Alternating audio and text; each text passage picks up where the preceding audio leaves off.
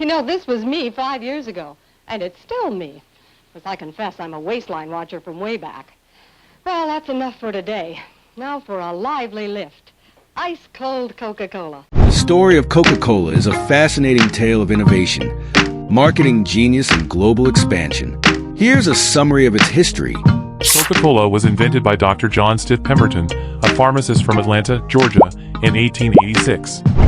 After being wounded in the Civil War, Pemberton became addicted to morphine and began experimenting with painkillers.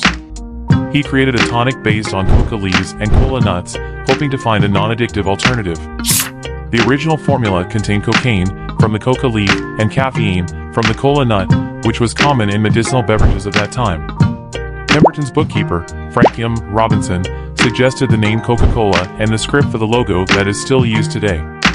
Pemberton began selling Coca-Cola at Jacob's Pharmacy in Atlanta as a fountain drink. The first servings were sold for 5 cents per glass. Initially, Coca-Cola was marketed as a cure for various ailments, and the drink was not particularly popular. Pemberton was not a great businessman and, due to his health problems and financial difficulties, sold portions of his business to various partners. In 1888, Asa Candler, a businessman, bought the rights to the Coca-Cola formula and brand for $2,300. He is credited with transforming Coca-Cola from a regional curiosity into a national brand. Candler's aggressive marketing strategies, such as distributing coupons for free samples and plastering the Coca-Cola name on calendars, clocks, and other promotional items, significantly boosted sales. Candler established the Coca-Cola Company in 1892. 1895, Coca-Cola was being sold in every state in the U.S. The next significant step came in 1899 when Candler sold the bottling rights to Benjamin F.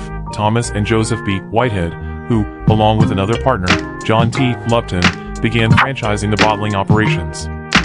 This decision laid the groundwork for Coca-Cola's global expansion.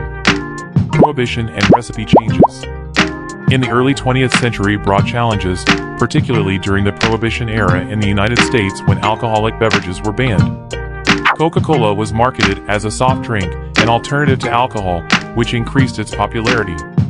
In 1904, due to growing concerns about the use of cocaine, the company began using spent coca leaves that had been processed to remove the cocaine alkaloid. Under the leadership of Robert Woodruff, who became president of the Coca-Cola Company in 1923, Coca-Cola expanded internationally. The company's strategy involved entering new markets, developing relationships with local bottlers, and tailoring marketing campaigns to suit local tastes. Coca-Cola's association with American culture was cemented during World War II when the company ensured that U.S. soldiers could get a bottle of Coke for 5 cents, no matter where they were stationed. In the 1950s, Coca-Cola expanded its product line with the introduction of Fanta and Sprite and began extensive television advertising campaigns that contributed to its global brand recognition.